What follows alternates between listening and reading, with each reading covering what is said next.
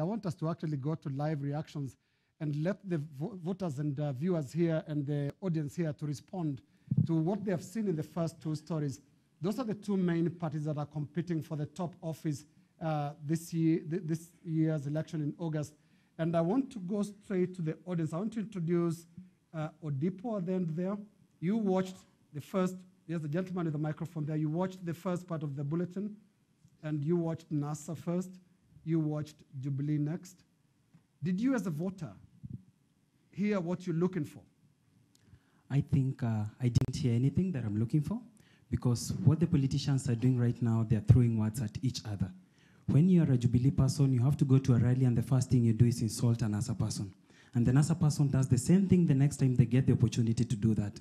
I think what our politicians are lacking is the opportunity that we are giving them, even the media is giving them airtime, to tell us what actually they're going to do for the people. You see, they launched the manifestos, Jubilee one day and then NASA the following day. But their manifestos were more of PR stunts. They were just there throwing jibes at each other. Jubilee went, they were launching their manifesto, and instead of telling us clearly what they're going to do to Kenyans, they were discussing wale watu vitendawili. The same thing NASA did. Instead of telling Kenyans, this is what we are offering you, this is what we're going to do to you if you elect us, they end up talking about what Jubilee has failed, rather than telling us, if Jubilee has failed, this is the solution that we're giving on board. And one thing, Kaikai, before we go, my question about the forum we're having here today. All the people have spoken before me, there is no young person who has raised an issue here at this forum.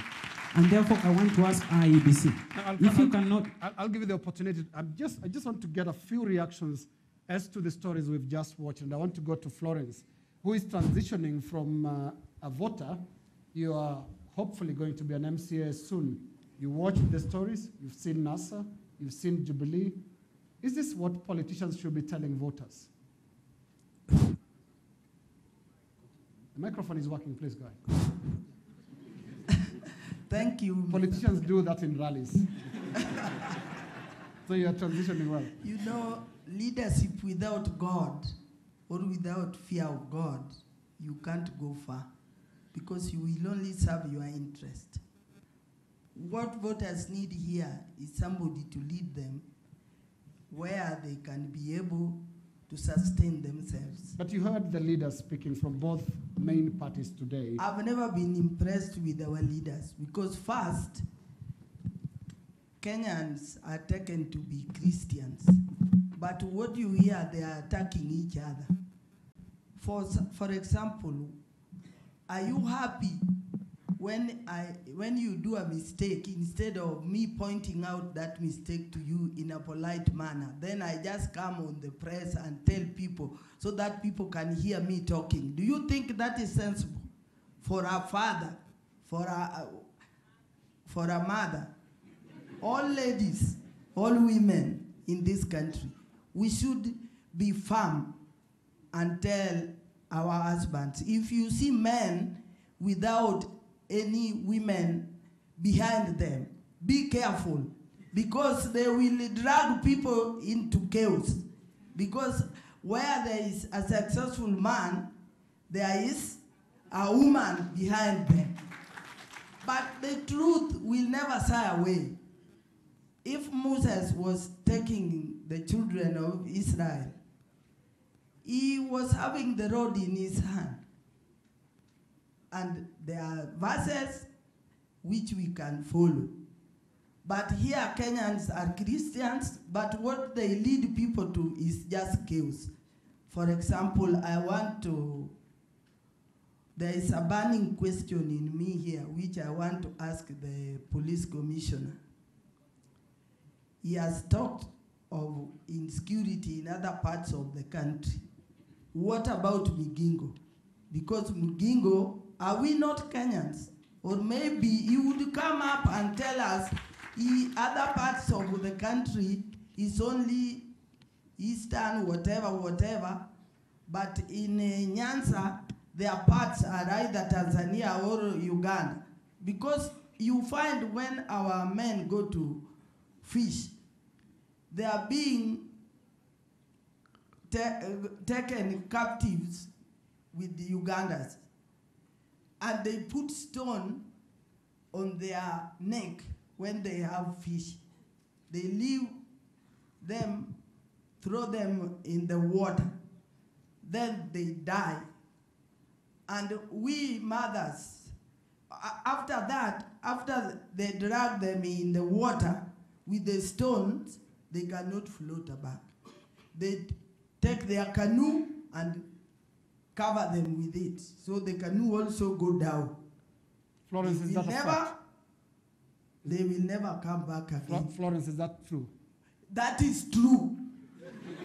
And I'm quoting the people by my nephew is one of them, Otieno Chicho, has never been found up to now, and we buried a stone in our home because he cannot be.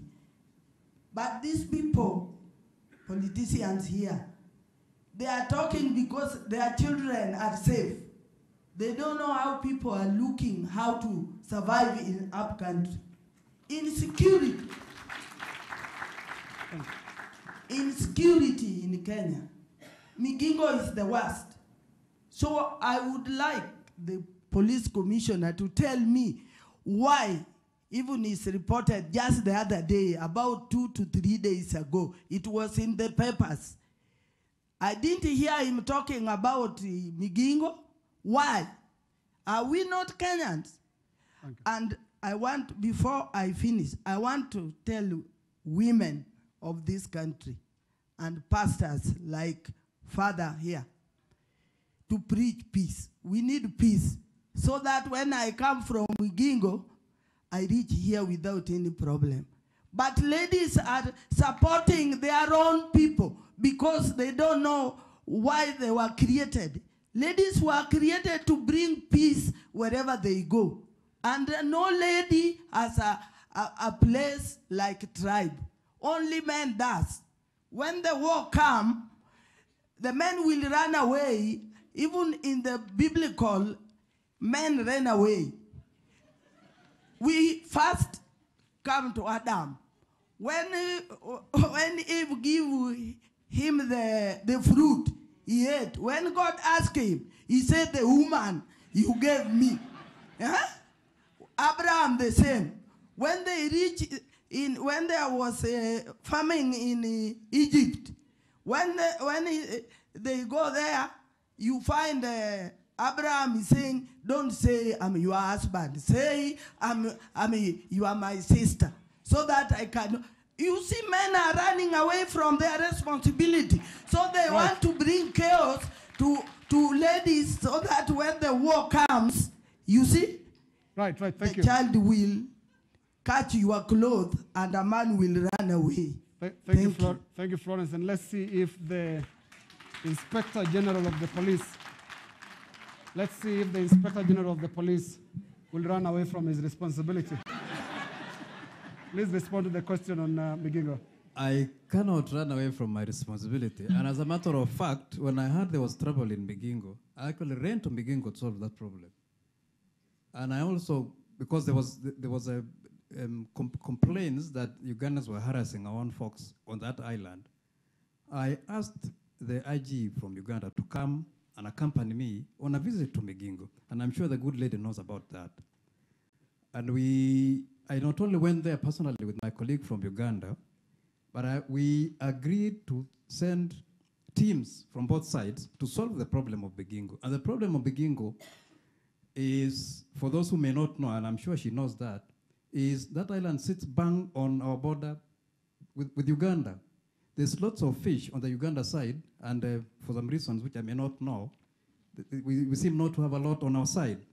So the truth of the matter is, quite often our folks cross over to Uganda, and they do not want to fish according to the Ugandan law. And that's why they get in trouble quite often. So when we went there with my colleague from Uganda, we told the folks on that island that if you want to fish on whichever side, whether it's on the Kenya side or the Uganda side, you must obey the law. You must obey the law of that land, whether it's on our side or the Uganda side. And ever since that time, when we went there with the IG Uganda, I've never heard of any trouble. The reports I hear quite often is people arrested for illegal fishing, using unauthorized gear, and things like that. But about murders, I'm afraid I've not been told of any missing person. Thank you. But if it is true, for sure, that's a matter that I will be very keen to follow. She named her nephew, and I hope your We'll office certainly follow it up. can follow that. And I want to continue with this conversation. I want to just refer to the bulletin again, reactions around the room when we were watching the news, as we watched both Jubilee and NASA rallies. I want to bring in Macharia Gaitho, just to talk about the tone of the campaign and with regard to what Chris Kirubi here believes the media should do, which is give a blackout. Macharia Gaitho, the microphone is coming your way. Macharia Gaitho is seated right over there.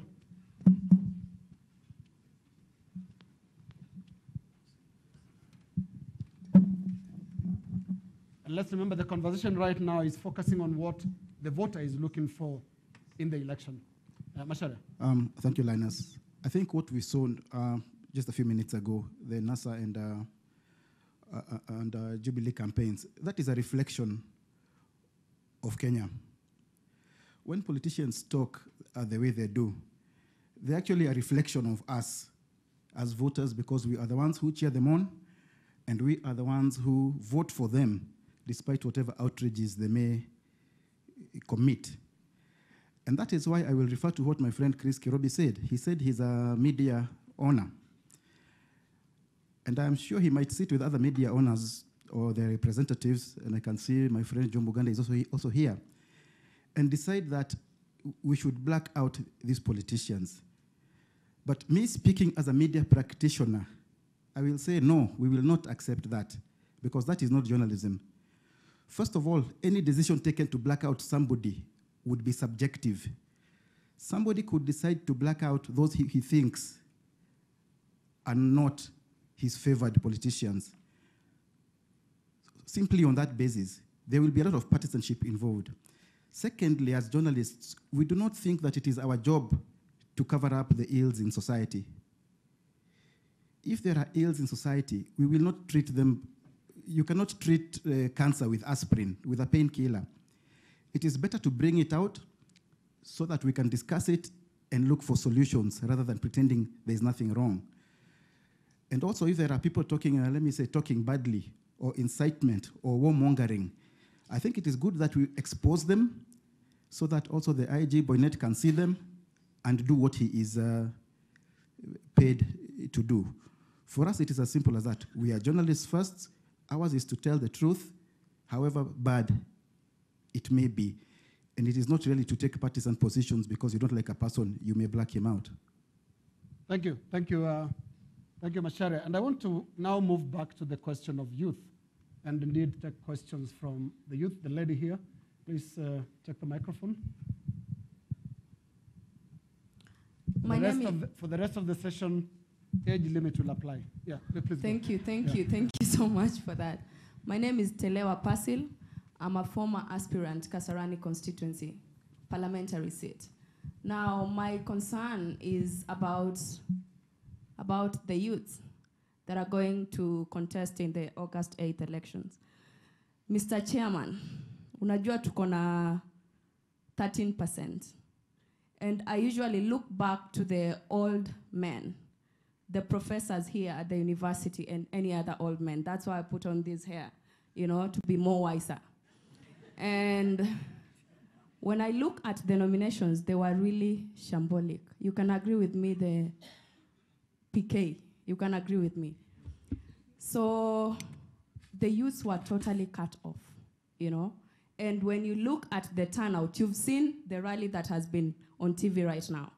Majority of those people who have turned up are below 35. Majority of people who listen to this bullshit are below 35. And when you guys get there, you don't remember these are the people who took you into office, yeah? So and my concern is... What is the question, please? It's not a question, it's a concern. Okay. Yeah. My concern is, my fellow youths, let's see the kind of people that you are electing into office. Don't play party politics, yeah? Play leadership politics. Because I've come to realize in the Kenyan system, I wouldn't say there is political, how do I put it? Politicians are not leaders, so to speak. There is so much that they lack. They don't have the virtues. You can see when someone is inciting the other. I was just watching a few clip online, and there's someone who's saying, "Hao ni mavia kuku." You can imagine that coming from a 45, a 50, a 60-year-old to the crowd, and that crowd is composed of all age groups. So what am I saying? I'm saying as Kenya, with the IBC, with the ESCC, we need to do so much down there before we bring these people up here. Because now they're here, we are going to experience a parliament with so many gangsters and thieves. And that's the reality as leaders of Kenya. Thank you. Thank you very much. And talking of crooks, I want to bring the National Anti-Corruption Commission. And David Gavi, you are here. And a simple question on the issue of the youth. There was a study done not long ago that indicated that the youth don't mind getting rich whichever way, even if it's taking the shortcut. That should really kill the spirit of fighting corruption, doesn't it, David? Thank you very much, and I think the discussions we are having here are very good. But the person who is missing in the equation is the voter, the common person. Because we have talked about IBC, we have talked about the police, we have talked about all the institutions. But we are not bringing out in this forum what is the role of the voter. Because the voter ultimately actually holds the big pen. On 8th of August, the voter is the one who is going to employ those MCAs, everybody, including our panelists there, Ms. Ogur.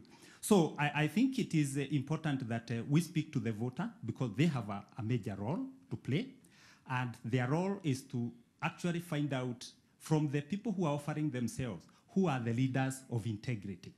The leaders who will be able to take into account what is the feeling of the majority, what is it that they want, how can they be involved. But and the voter you're talking about, David, that is not the leader they've been selecting. You can look at the list of whoever made it to the race in August this year. There are a lot of them with questions on integrity. What does that say about the voter?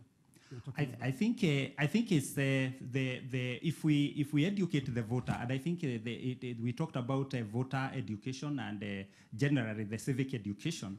It is very important that the voter is able to sieve out. But I want to also congratulate the voter who participated in the party nominations. Kenyans know, and I think a lot of reports have been written, including by the Kenya National Commission on Human Rights, on the corruption that was going on during the party nominations. And there are areas where it is documented that corruption was thriving. Candidates were paying people to vote for them. But the truth of the matter is, where a lot of money was spent on party nominations, those candidates, the voters rejected them. To us, that is a first step in fighting corruption in the leadership in this country. But more important now is that the leader. We need to bring out the role of the voter in not getting involved in corruption themselves as they elect the leaders that they want. Because we know of cases where the candidates will bring sugar, they will bring lessons, they will bring money, particularly during those campaigns. Whose fault is that? Isn't that the fault of the voter you're talking about? That's why I'm saying we need to bring the voter now on board so that they can, first of all, be able to detect that that is corruption. But David, the voter is on board and those are the decisions they're making. They're sticking with the corrupt. I don't think that is entirely correct. Because, as I've just said, during the party nominations, there are candidates who spent so much money, but they were not elected. So the voter is not entirely. But what we now need to do is to build on the strength on that voter by educating them on the qualities of a good leader, on what are the corrupt practices and why they should not. And more important. Yeah, let me just interrupt you and bring your colleague from the National Anti-Corruption Commission, Dr. Dabar Abdi Malim. In your offices, we've seen suspects being escorted by voters, dancing voters. to come for their hearing at the Anti-Corruption Commission. Do you agree with David that? Thank you, Kakai. I think you're right. This issue about who should really hold the casting vote at the voters, and us as the ESCC, we have a lot of problems. We have given candidates whom we suspect, and some of them appeared in court. They are already undergoing the court sessions. But the same voters brought them with huge, returns. And here they come and try to complain about Chebukati, ESCC. Why do you, in the first place, as a voter, bring somebody who is already attending court for stealing your money? Yeah, why? Because you are a beneficiary of that person. You are actually a collaborator. You are taking him there so that this you can also be part of the stealing. It's very sad what we have, and the voters really need to be very, very careful. Thank you. Yeah. Thank you, Dr. Malim of the ESCC. I want to bring in Dixon Magotsi, who is right at the end there. Your take on this, where does the blame lie? Is it the politician or is it the voter who is making these choices, requiring handouts to attend rallies, facilitation as they call it? Thanks, Linus. I think for me, I think the blame lies on both sides. Because one, you don't have to be bribed to vote, or you don't have to be bribed to make a decision. I think it all borders on values. What values are we integrated in our society? Why are we Kenyans taking bribes for us to be able to participate in voting and electing our own leaders? So I think for us, we are, as the We Are No Platform for Peace, we are saying, let us give everybody the space to participate in this electoral process. Let us enable every candidate to go out and engage with the electorate and seek votes. But then we want to say that at the end of it all, we want to ensure that we have a peaceful country, because we do not have a spare country. It is only Kenya that we have, and we do not have a spare country. And therefore, we are calling upon all Kenyans to ensure that even as we engage in this electioneering process, we remain peaceful and ensure that every institution, every individual, every electorate, every member of the society participates in this very, very important process. Thank you. Thank you very much. We're under a lot of pressure to give our viewers the rest of the news of the day. And I want to take only 2 comments or questions from the back. The gentleman at the back and the lady, please proceed. Thank you very much. Yes, please proceed. Thank you. I came here hopeful, but I'm leaving here hopeless. I'm very honest with you. First, I want to ask the audience here, are we getting too hopeful for nothing? I think yes, we are getting too hopeful for nothing as a country. Because from the word go, if the IEBC chair is telling us that there are 70% certain with everything they have, then you can be sure we are at a wrong stage.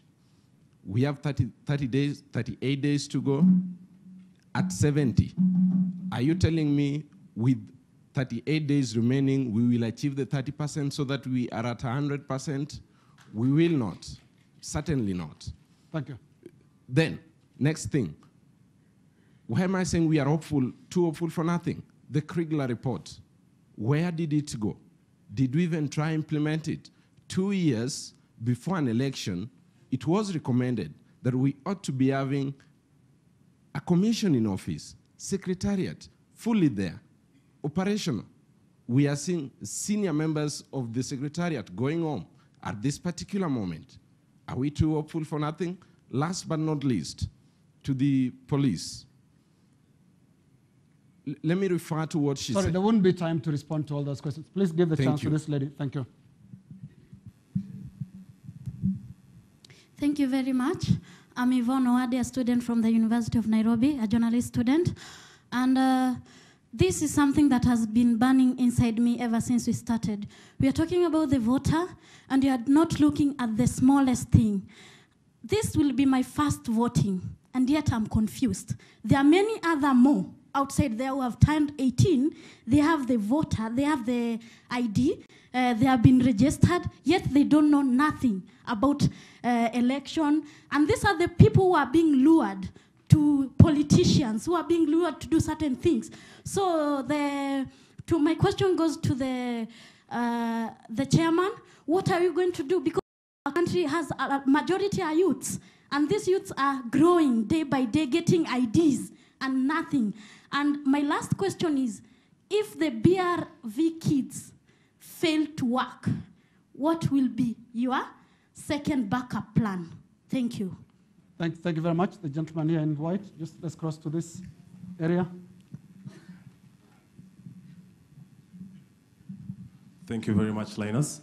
My question, I'll pose it as a statement. Winston Churchill said, the best argument against democracy is a 5-minute conversation with the average voter. In Kenya, right now, what are the issues that the average voter votes on? For us to say, on the 8th of August, the voter will vote this, the voter has the power of the pen. I'll ask the EACC, for example, what have they done to bar people from running, people who have not been in compliance with the leadership and integrity clause in the Constitution? Because by doing that, they'll be improving our value systems so that people don't believe that you can become rich overnight. What has IBC, for example, done to do on civic education so that my sister over there, who's going to vote for the first time, which is a big deal to her, can be rectified? Thank you very much. Thank you. Yeah, please.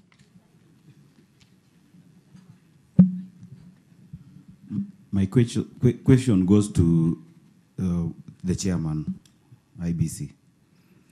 You recently did the register cleanup, and today, when you release the number for confirmation, SMS code, a lot of queries are being raised as to some people missing their particulars in the register. Can you assure Kenyans that the voter register that is going to be used in August 8th will contain all the details that they require? Another question goes to the Inspector General. Just one, please. Thank you. Yes. And that's the last one. Thank you. Let's go ahead. Thank you. I'm Kimani Nduta, an aspiring candidate for MCA Biashara Ward in Kiambu County. Mine is not a question really, but a comment. Like, I think we've talked of credibility, trust, and electorate confidence. And I think the problem we're having starts from the party primaries. We are first promised that the primaries will be transparent, but after the primaries, it's a different story. And from there, that is why the electorate can now never trust the IBC, even if the IBC were genuine. So I think we should do away with the political parties. Every candidate should vie as an independent candidate. But Kimani, wait. If we can correct you, the IEBC was not in charge of party nominations. I agree with you. But you see, that is the primaries, irrespective of whether it's being done by the party or whatever. But when you see that with the party, then that reflects that maybe the IBC, I'm not saying they are not genuine, but could be. You see? That's why we are saying maybe they might be compromised. I'm not saying they are compromised, and I don't hope they are. But again, we should vie as independent candidates. Thank you. Please pass the microphone just for last exception of these two ladies. Actually, 1, 2, and 3. Yeah. 30 seconds each, please. Hi, my name is Joan Velo from Youth Alive Kenya, and my concern goes to all social media users and also the media houses.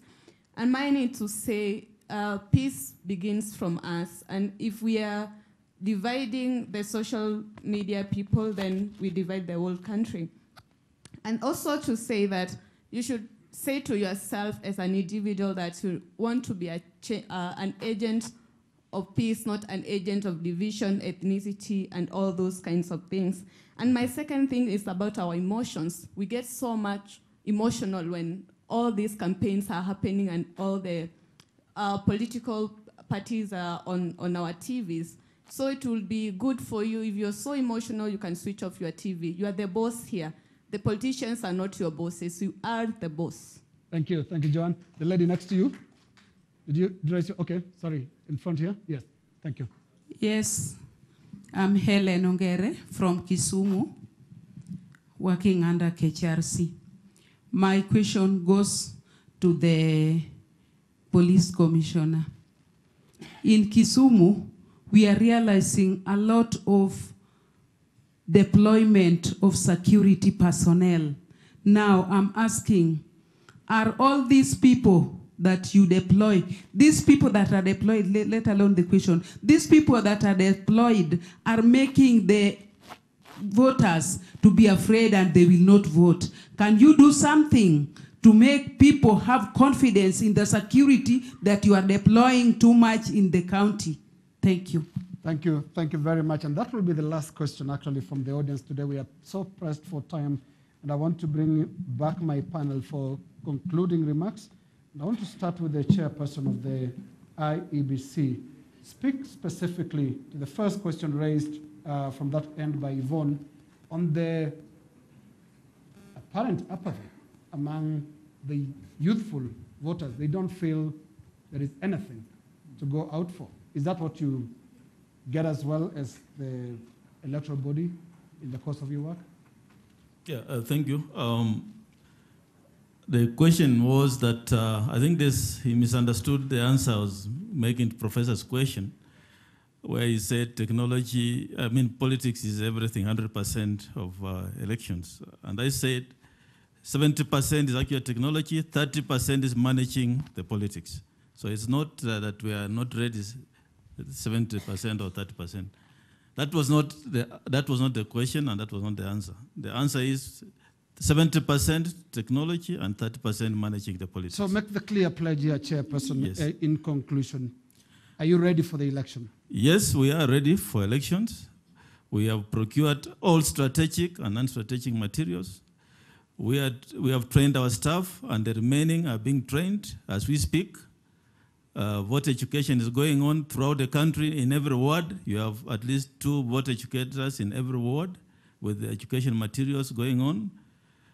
We have, in terms of backup, I think there was a question on what happens if technology fails.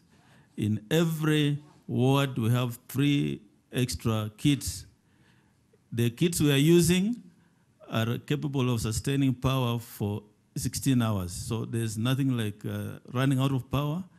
And we're also having, at least in every ward, there's sufficient number of technology. So we are ready for elections, and yes. Do you want to throw the word credibility into your explanation as well?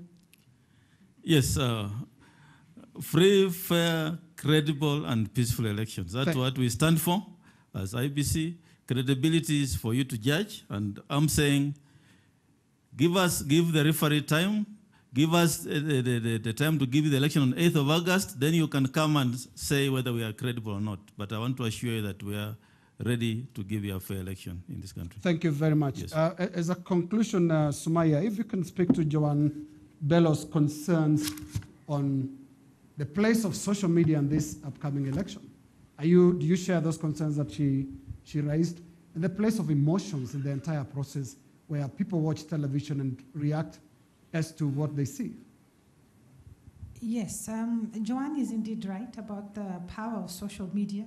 And I think we've seen businesses being brought down on social media because of having done something and having the public reacting to that. So definitely, I think what she has done is put the power of the voter very much squarely back into this conversation, that the voter is not this abstract figure, a bystander who has no mind of their own and no thought processes and is just being forced into something. They're actually a key player in the entire process, and how they manage themselves is a very critical part of delivering a peaceful process. Thank you very much. And we go next, right there. And Regina, you've been listening to the conversation here, and you'll be leading a team of observers to actually observe the exercise.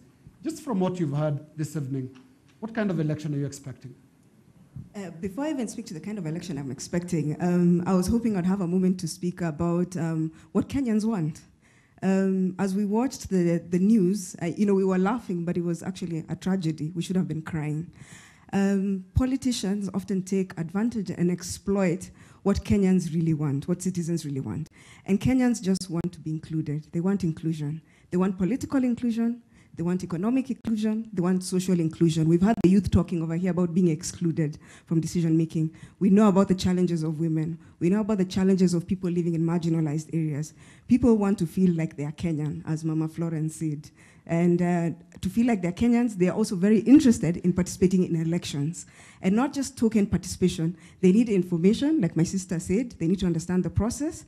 And they don't want that participation to be meaningless. It has to be meaningful. So that's where the credibility of IBC comes in to make it count. So as we conclude, we expect an election that will, of course, be very tense, very difficult. We are out there monitoring. We're not just monitoring IBC. We're monitoring citizens. We're monitoring the IG. We're monitoring everybody who's a player. And we also welcome being monitored ourselves. We are providing information where we see issues, so we think the issues should be responded to before they escalate. And some of those issues we forwarded around hate speech. We've talked about social media and the other medias that we are monitoring. That information was forwarded, and at least we've seen some action on behalf of NCIC. Even on IEBC has been responsive to some of the issues we have raised. And so as I conclude, I think because this is a leadership forum, then we must say something about leadership. And so my message is to all those who lead the agencies responsible for elections and anyone else who's in a leadership position. Leaders don't set out to be leaders. They set out to change lives, to make a difference. So it's not about the role that they're playing, but it's about the goal. And the ultimate goal for us here is Kenyans and what is good for Kenyans. Thank you. Thank you very much. Florence Ogur, you've started off by saying that you have trust issues with IEBC, and you've sat the entire evening next to the chairperson of the IEBC. Do you leave the room tonight a bit trusting of the IEBC?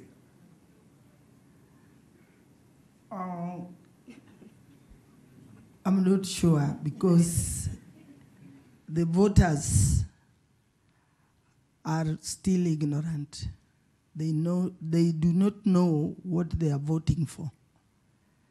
If you give them something, they will vote for you, because they know when they vote a politician, maybe the politician will not come back again to them. So they want to elect somebody without integrity. But we need here the IBC to do civic education to the voters, not call them in the areas like, let's say in Migori County, call the voters to Migori County because they cannot afford it. It should go with wards, so that at least those who can manage to go there can go and listen to what they are supposed to do, because they are ignorant about it. Even you know very well the voters are not sure of why they are voting. Because if you are angry, anger is not something you can hide it. When it comes, even for anybody, everybody needs something to put in their tummy. And if you don't have and you are given, you will give in. Like you see the brother of Jacob. Jacob made him firstborn because of giving him the ugali kidogo. So we need to educate our people so that they know why we are voting, not because of what we put in our tummy, but what will take us to another level of leadership, where we cannot go back and look for food from foreigners. You see? Thank you. Yeah. Thank you very much, Florence. Let's finish. No, one thing I want to appeal to women in this country. Women should stand firm behind our waseyao, na wale si wazee. We don't want to shed any blood anymore in this country, because ladies are the people who give birth to these men, and men never, if you put two men in one house, they can't produce. But if you put a lady and a man, is when they produce. So the responsibility of peace starts from women. You see? Yes, so we need ladies to come out, women to come out sincerely, Not because baba amesema au nani amesema mimi niungane na yeye. No. Florence. We should stand firm. Thank you, ladies, women. Stand firm. Stand firm. Don't be bought because you belong to a tribe. Women does not belong to one tribe. Kwa nini tunaoa kabila zingine? Iko Wajaluo wengi wameolewa hapa Kikuyu. Na iko wa Kikuyu, mama yangu mdogo ni Mkikuyu kutoka hapa Kabete. Yeye anakaa huko nyumbani. Na yeye anaweza kuendesha peace. Lakini kama nyinyi una decide na hawa wenye tai, nyinyi utaweka inji iende kwa bloodshed. And this is what we don't want this time. Thank you. Asante. Thank you. Thank you very much, Florence. Very passionate statement right there. And I want us to finish with Professor Karuti Kanyinga. We started off this conversation by saying that elections in this country have been similar in many ways, especially with regard to tension, the uncertainty that comes with it. Do you expect anything to change on the 8th of August in terms of just how the environment of the election will be compared to previous elections? Let me begin by saying that yes, there will be changes because high voltage elections, that is usually the national level election, will also be experienced at the county level. The position of MCA and that of a governor is making every county have a very high voltage type of an election. But the reasons contributing to these are fairly different, and I would like to go through them in quick succession very quickly. One, I think I have changed my position about politicians. It's the Kenyan political culture that is negative and backward. These politicians are drawn from us. The middle class that is seated in this room, some of them maybe will be running for elections today or tomorrow, and they will not change things.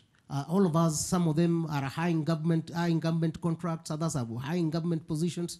Let's call it a self-interest driven society. Political culture must change, and I disagree with Chepkoni from the business community. Kenyans, the reason why Kenyans are negative on some things is because Kenyans don't measure themselves with African standards. They measure themselves with international standards. And that's why even IEBC, we will rarely look at another African country and say that we have learned this. The Ghana elections copycat from Kenya's procedures and the technical procedures and administrative procedures. So when Kenyans are negative, it's because they expect much better. Fiber does not compare itself with an African fiber.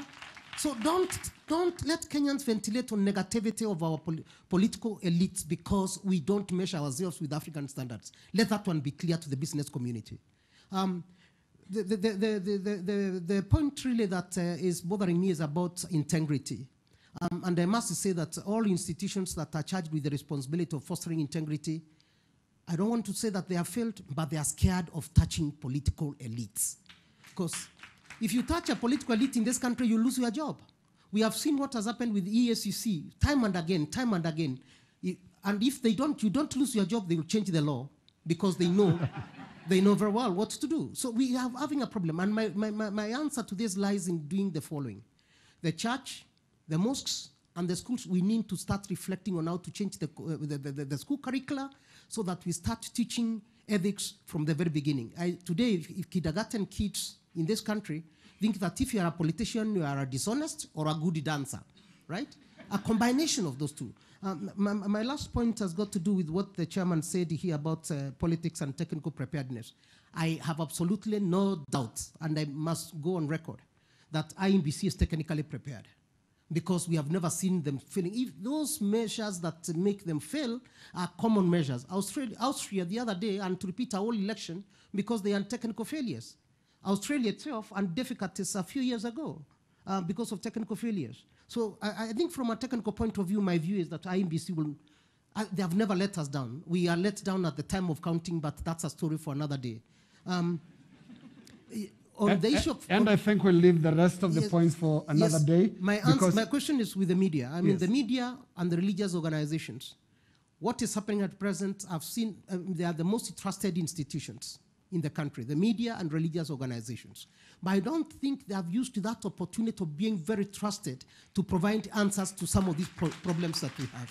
And I think we can have a discussion with Macharia Gaido. Not that I would be very punitive in my thoughts, but I wouldn't also like to go see case route, but we can provide answers through the media and improve on political culture very significantly if we went through certain code of conduct and behavior that is acceptable internationally everywhere. Thank you very much indeed. And that conversation just coming 38 days to the general election. And that is where we end it tonight on the NMG Leadership Forum.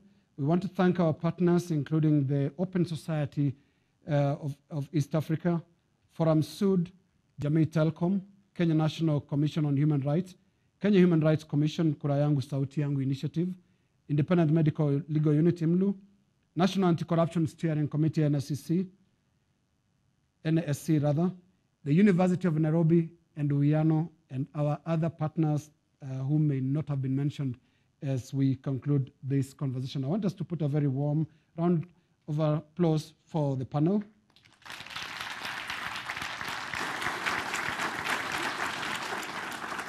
And indeed to yourselves, the audience, for a wonderful evening. My name is Linus Kaikai. To viewers who watched us throughout the night, thank you very much. Have a good night.